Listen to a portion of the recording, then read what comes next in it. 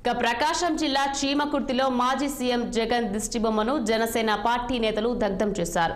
అధినేత పవన్ కళ్యాణ్ పై అనుచిత వ్యాఖ్యలు చేశారని ఆరోపిస్తూ ఆందోళనకు దిగారు.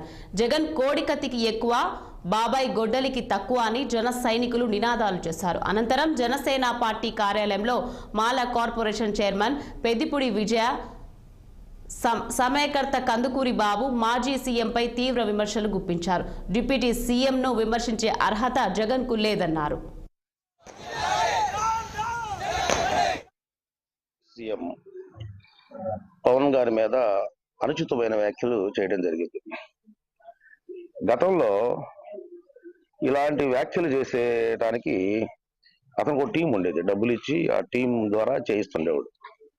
ఆ టీం అంతా కటకటాల లోపలికి వెళ్ళటం స్టార్ట్ అయిన తర్వాత జగన్మోహన్ రెడ్డి గారికి ఎవరు డబ్బులు పేమెంట్ బ్యాచ్ లేకుండా పోయింది. చేసేవాళ్ళు కూడా లేరు, భయపడుతున్నారు. కాబట్టి తనే స్వయంగా పవన్ కళ్యాణ్ గారిని ఎక్కువ తక్కువ అని మాట్లాడటం జరిగింది. మేమైతే ఒకటే చెప్తాం, మాది ఓ దశాబ్దపు రాజకీయ చరిత్ర ఉన్న రాజకీయ పార్టీ, నిబద్ధత కలిగిన నాయకుడు, ప్రజలకి మేలు చేయాలనే ఉద్దేశంతో ప్రజాక్షేమమే లక్ష్యంగా పెట్టుకున్న పార్టీ జనసేన పార్టీ.